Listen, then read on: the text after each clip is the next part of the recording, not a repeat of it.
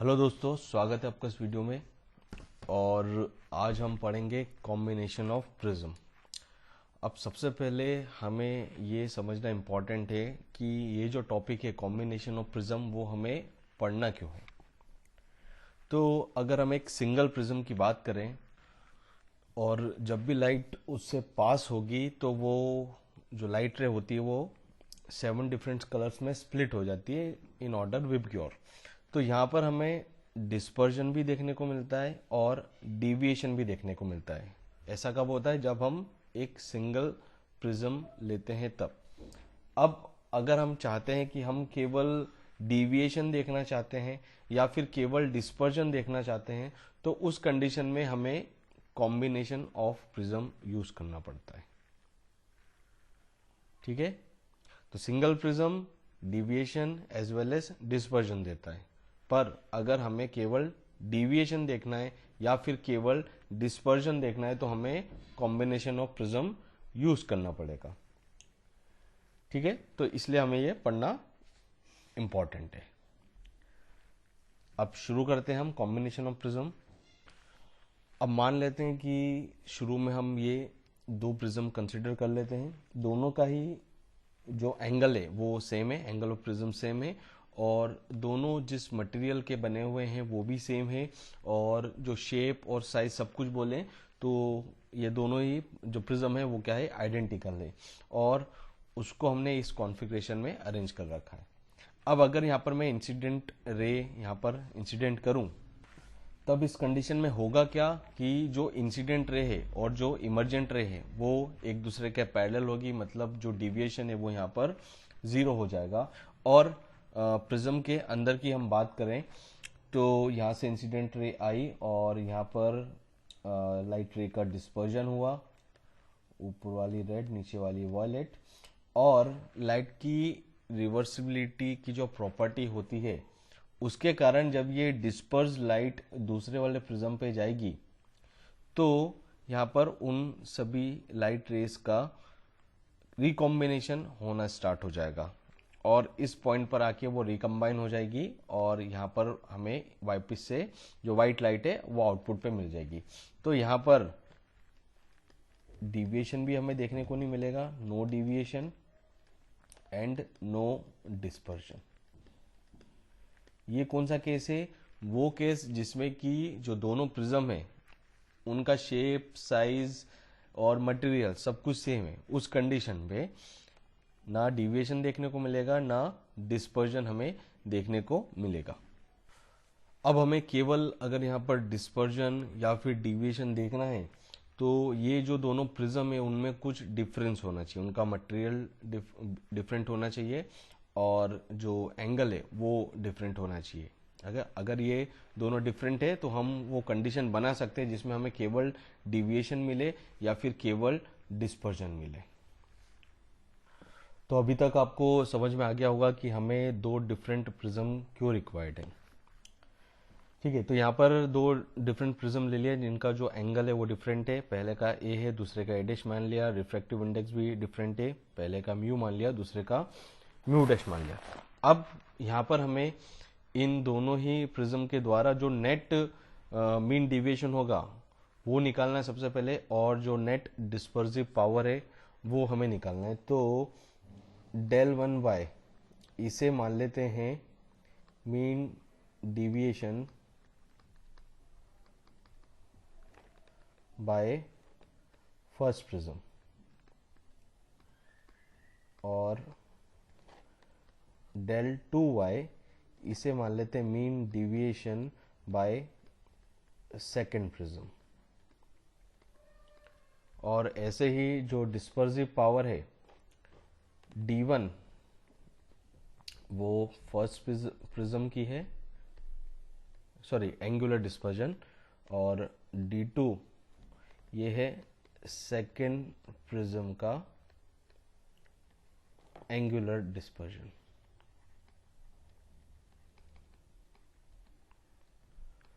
अगर आपको mean deviation और एंगुलर डिस्पर्जन इसके बारे में पढ़ना है तो आप इस आई बटन पे क्लिक करके जान सकते हैं।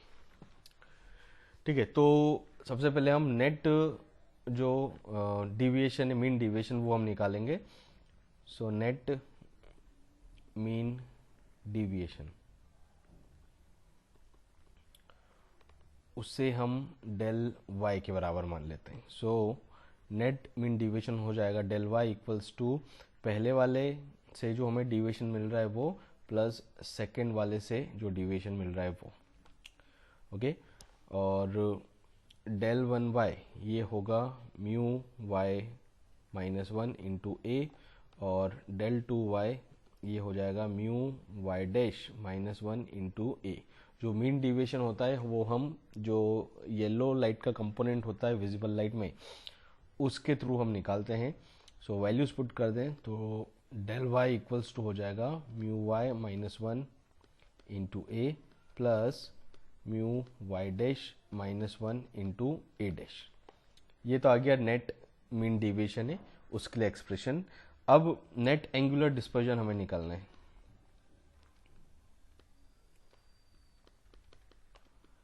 Net angular dispersion. Okay, so पहले वाले का जो डिस्पर्जन है वो होगा mu V minus mu R into A, और जो दूसरा वाला है वो होगा mu V dash minus mu R dash into A. So net angular dispersion जो होगा वो दोनों ही प्रिज्म का जो एंगुलर डिस्पर्जन हम ऐड कर दे तो हमें नेट एंगुलर डिस्पर्जन मिल जाएगा, और वो हम d से रिप्रेजेंट कर रहे हैं। So d equals to mu V minus mu R into A plus mu V dash minus mu R dash into A dash. अब जो डिस्पर्सिव पावर होती है उसके लिए भी हम एक्सप्रेशन लिख दें। सो डिस्पर्सिव पावर को ओमेगा से बताया जाता है। ये है डिस्पर्सिव पावर, और इसकी जो वैल्यू है वो mu V minus mu R upon mu Y minus one, ये फर्स्ट वाले प्रिज्म की डिस्पर्सिव पावर है, और सेकेंड वाले प्रिज्म की डिस्पर्सिव पावर हम ओमेगा डैश बोल देते हैं, तो वो होगा mu V dash minus mu R dash upon mu Y dash minus one. ठीक है, तो ये तो जो जो रिक्वायरमेंट थी हमें वो हमने यहाँ पर लिख दिया, जो कि नेट मीन डिविएशन हुआ, नेट एंगुलर डिस्पर्जन हुआ, ये सब हमें यहाँ पर रिक्वायर्ड होगी, वो सब यहाँ पर मैंने लिख दिया। अब दो केसेस हमारे पास होंगे। पहला केस जिसमें हम डिविएशन चाहते हैं और डिस्पर्जन नहीं चाहते हैं, डिविएशन चाहते हैं और डिस्पर्जन नहीं चाहते हैं, तो उसे हम बोलेंगे डिविएशन विदाउट डिस्पर्जन। और दूसरे वाले केस में जिसमें हम डिस्पर्जन चाहते हैं और डिविएशन नहीं चाहते हैं, तो उसे बोलेंगे डिस्पर्जन विदाउट डिविएशन। अब जो फॉर्मूले हमें रिक्वायर्ड है बस केवल मैं वही लिखूंगा और बाकी सब मैं रब कर दूंगा। तो एक तो ये हमें रिक्वायर्ड है, ये हमें रिक्वायर्ड है, और ये डिस्पर्सिव पावर के जो एक्सप्रेशन है वो हमें रिक्वायर्ड है। बाकी सब मैं यहाँ पर अब रब करने जा रहा हूँ। तो पहला जो केस है वो है डिस्पर्जन विदाउट डिविएशन, मतलब यहाँ पर हमें डिविएशन नहीं चाहिए, मतलब जो डेल वाई है वो बराबर होना चाहिए जीरो के। और इससे हम कंडीशन निकाल सकते हैं कि जो सेकेंड प्रिज्म है उसका एंगल क्या होना चाहिए फर्स्ट प्रिज्म के टर्म्स में। तो डेल वाई को जीरो से इक्वेट कर दें तो हमें मिलेगा mu Y minus one into A plus mu Y dash minus one into A dash equal to zero. और यहाँ से हम ए डैश की वैल्यू निकालें तो वो आएगी minus of mu Y minus one upon mu Y dash minus one into A. ये आ गया है हमारे पास एक कंडीशन आ गई जिससे हम जो सेकंड वाला जो प्रिज्म है उसका एंगल क्या होना चाहिए वो हम यहाँ से निकाल सकते हैं। और हम देख सकते हैं ये जो एक्सप्रेशन है इसके आगे नेगेटिव साइन आ रहा। नेगेटिव साइन का जो मतलब है वो ये है कि जो दूसरा प्रिज्म है आपको उसको इन्वर्टेड रखना पड़ेगा अगर आपको डिविएशन जीरो के बराबर चाहिए, जैसा कि मैंने यहाँ पर पहले से रखा हुआ है। ठीक है, दूसरा वाला प्रिज्म को इन्वर्टेड रखा हुआ है और यहाँ से जो माइनस साइन आ रहा है वो भी हमें यही बता रहा है। तो ये तो अगर डिविएशन नहीं होना चाहिए तो उसके लिए हमने कंडीशन निकाल ली कि जो सेकेंड प्रिज्म है उसका एंगल कितना होना चाहिए। अब जो डिस्पर्जन होगा उसकी वैल्यू हमें निकालनी है या उसके लिए डेरिवेशन हमें डिराइव करना है। सो ये है डिस्पर्जन की equation for combination of two prism, और यहाँ पर मैं क्या करता हूँ, ये जो ए डैश है इसकी वैल्यू इस इक्वेशन में पुट कर देता हूँ। सो हमें मिलेगा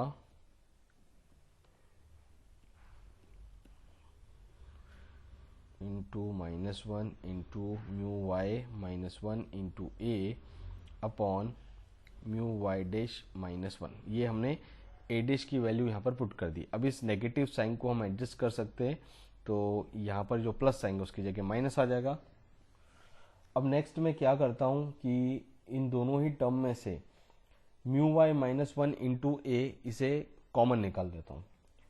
दोनों ही टर्म में से म्यू वाई -1 इंटू ए ये मैं कॉमन निकालूंगा। कॉमन निकालने के बाद हमें यहाँ पर मिलेगा ये, और यहाँ पर ये जो वैल्यू है म्यू वाई -1 इंटू ए ये क्या है, जो पहला वाला प्रिज्म जितना डिविएशन प्रोवाइड कर रहा है उसके बराबर। तो इसे हम del1 y लिख सकते हैं, और ये जो दो वैल्यू है पहले वाली mu V minus mu R by mu Y -1 ये है dispersive power of first prism, और ये जो दूसरा एक्सप्रेशन है mu V dash minus mu R dash upon mu Y dash -1 ये है dispersive power of second prism.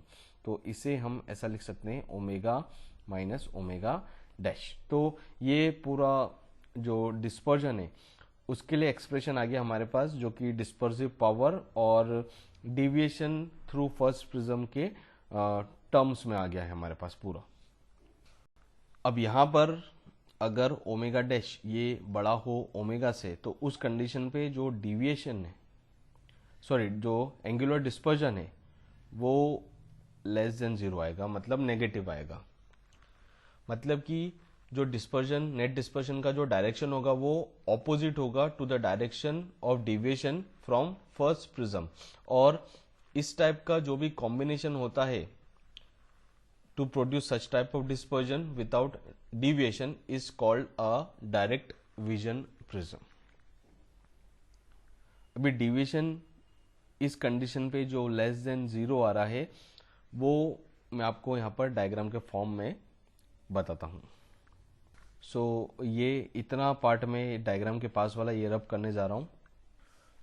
So dispersion without deviation हमें इस प्रकार से मिलेगा।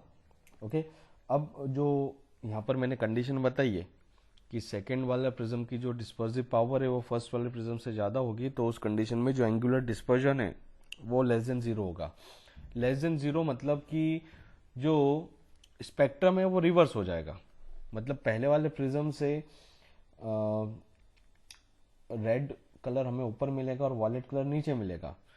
तो जब हम इस लाइट रे को दूसरे वाले प्रिज्म से बाहर देखेंगे तो डिस्पर्जन उल्टा हो जाएगा। मतलब जो वॉयलेट कलर है वो ऊपर आ जाएगा और जो रेड कलर है वो नीचे आ जाएगा। पर एक कंडीशन होगी कि जो भी इमर्जेंट रे होगी वो इंसिडेंट रे के पैरेलल होगी। उसी कंडीशन में जो डिविएशन है वो क्या होगा, 0 के बराबर। और इस टाइप के जो कॉम्बिनेशन का प्रिज्म होता है उसे बोला जाता है डायरेक्ट विजन प्रिज्म। इसको आप एक और तरीके से यूं भी सोच सकते हैं कि जैसे जो दूसरा प्रिज्म है उसकी डिस्पर्सिव पावर ज़्यादा है, तो वो जो डिस्पर्स लाइट होगी उसको जल्दी रिकम्बाइन करने का काम करेगी। तो यहाँ पर इतने ड्यूरेशन में डिस्पर्जन हो रहा है, तो यहाँ पर उससे कम डिस्टेंस पे जो डिस्पर्जन का रिवर्स होना चाहिए वो हो जाएगा यहाँ पर इस पॉइंट पे, और यहाँ पर आके लाइट रे वापस से सेपरेट हो जाएगी और दूसरे वाले प्रिज्म से वो सारी लाइट रे डिस्पर्स होके पैरेलली बाहर निकलेगी। ओके और ये लाइट रे आपस में भी पैरेलल होगी और इंसिडेंट रे के भी पैरेलल होगी। तो ये तो पूरा हो गया डिस्पर्जन विदाउट डिविएशन। अब नेक्स्ट हम देखेंगे डिविएशन विदाउट डिस्पर्जन।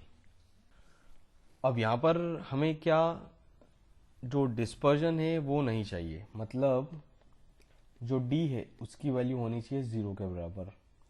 और उससे हम कंडीशन निकाल सकते हैं कि जो सेकेंड वाला जो प्रिज्म है उसका जो एंगल है वो कितना होना चाहिए। तो d इक्वल्स टू 0 ये कंडीशन हम यूज करें तो जो a डैश है इसकी वैल्यू बराबर आ जाएगी minus of mu V minus mu R by mu V dash minus mu R dash into A. ये आ गया एंगल के लिए फॉर्मूला कि जो सेकंड प्रिज्म है उसका एंगल कितना होना चाहिए। और यहाँ पर भी वापस से नेगेटिव साइन आ रहा है, इसका मतलब क्या है कि जो दूसरा वाला प्रिज्म है उसको हमें इन्वर्टेड रखना है।